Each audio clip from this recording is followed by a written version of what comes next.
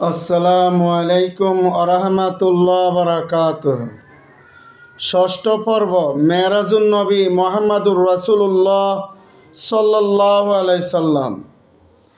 সুবহানাল্লাহ আলহামদুলিল্লাহ লা ইলাহা ইল্লাল্লাহ।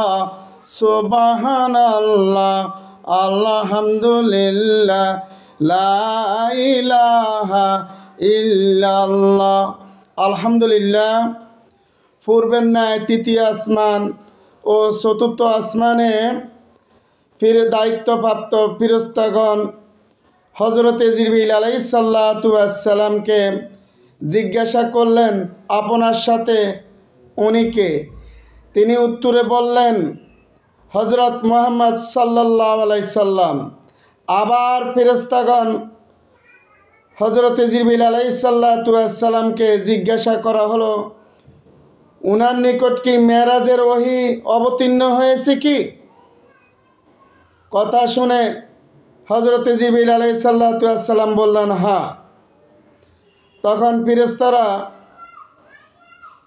আসমানগুলির দ্বার খুলে দেওয়া হলো এবং আল্লাহর হাবিব রাহমাতাল লিল আলামিনকে তারা মারহাবা ধ্বনি দিলেন।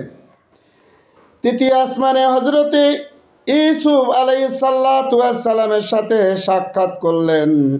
চতুর্থ আসমানে হযরতে ইদ্রিস আলাইহিসসালাতু ওয়াসসালামের সাথে সাক্ষাৎ করলেন।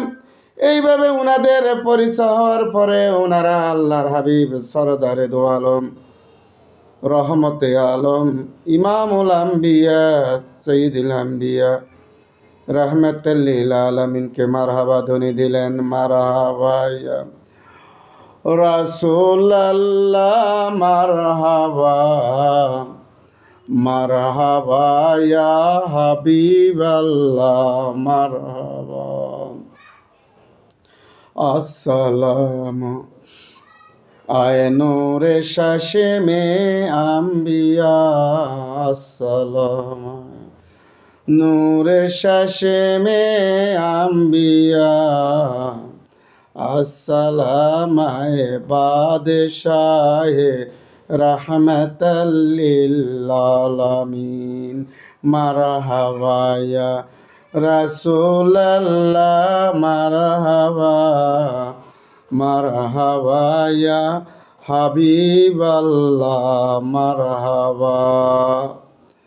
সপ্তম পর্ব দেখার জন্য বিশেষভাবে অনুরোধ করা হলো। আসসালামু আলাইকুম ওয়া রাহমাতুল্লাহি ওয়া বারাকাতুহু।